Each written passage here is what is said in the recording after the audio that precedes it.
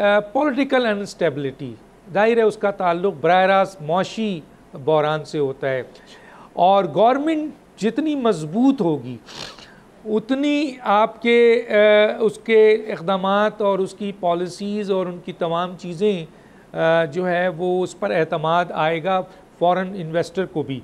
लेकिन जब इस किस्म की ख़बर जैसे फिच ने ख़बर दी है पाकिस्तान गवर्नमेंट के हवाले से कि 18 महीने, तो जहाँ कंसिस्टेंसी नहीं होगी वहाँ स्टेबिलिटी कैसे आएगी सर?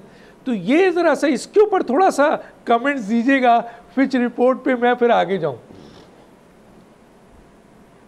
जी है तो वैसे तिजारती तज्ज़िया नहीं है, लेकिन सियासी तज्ज़िया है और एक एक्सपीरियंस है।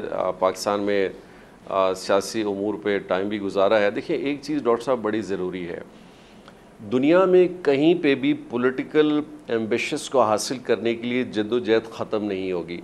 अब कहने का मकसद ये है कि हमारे पास प्लेटफॉर्म है, वो है पार्लियामेंट का है, और उस पार्लियामेंट के प्लेटफॉर्म के तहत हम अपना जो भी मौक़िफ़ है उसको बयान करें, उसके बाहर भी करें, उसमें कोई हर्ज नहीं है, लेकिन हम हुकूमत को चौक ना करें। देखिए आज का नुकसान कल का भी नुकसान है, और हमने यही देखा कि माजी में अगर किसी हुकूमत ने कोई ऐसे डिसीजंस लिए हैं तो उसका नुकसान आज शायद हम भी भुगत रहे होंगे, और हम कोई चीज़ करेंगे अगले भी भुगतेंगे, वो अपोजिशन आज करेगी तो शायद कल को कोई और भी भुगतेगा। तो आपकी हुकूमत 5 साल पूरा करने जा रही है सर, इस बात को यहीं पे ख़त्म करते हैं सर।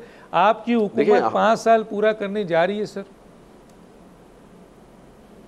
देखिए हुकूमत इंशाल्लाह 5 साल मिलेंगे और 5 साल होंगे, उसकी तैयारी भी है, और हम अपनी उसी तैयारी के साथ काम कर रहे हैं, इसी विजन के साथ कि हम इंशाल्लाह अपना ये पूरा टेन्योर काम करेंगे।